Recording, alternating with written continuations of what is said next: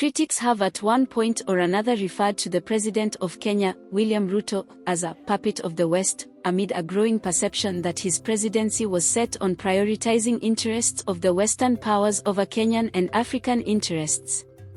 That label first gained momentum with the controversial finance bill, which sparked massive protests across the country.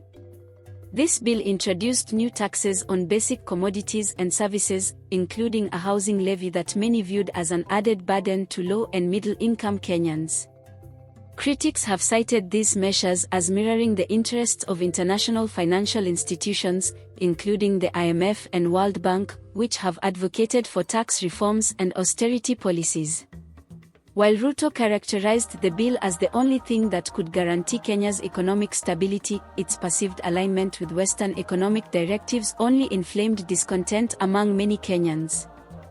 Besides the finance bill, another sticky issue involving Ruto is in his international climate policies. During the African Climate Summit, his administration intensely pressured for renewable energy investments and carbon credit markets. While these efforts are in line with global climate aspirations, for many Africans, their highest priorities could be perceived as little more than those of the West rather than the most worrying problems facing Africa: food security, poverty alleviation, and energy access. Africa accounts for only about a tiny percentage of carbon emissions into Earth's atmosphere, and critics argue that wealthy, high-emission countries should be forced to take more climate-related burdens.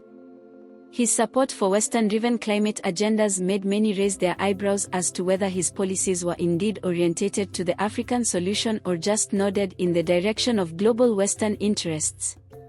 The other reason he has been branded Western puppet is because of Kenya's military cooperation with the West, whereby recently Kenya promised to send its troops into Haiti under a peacekeeping mandate backed by the UN and financed, diplomatically supported by the United States. The decision brought mixed responses on Kenyan foreign policy, as some questioned whether this kind of intervention would serve the interest of Kenyans or Western geopolitical interests. Critics argue that Kenyan resources and military should be channeled toward issues closer to its home turf than international peacekeeping missions in alignment with American interests.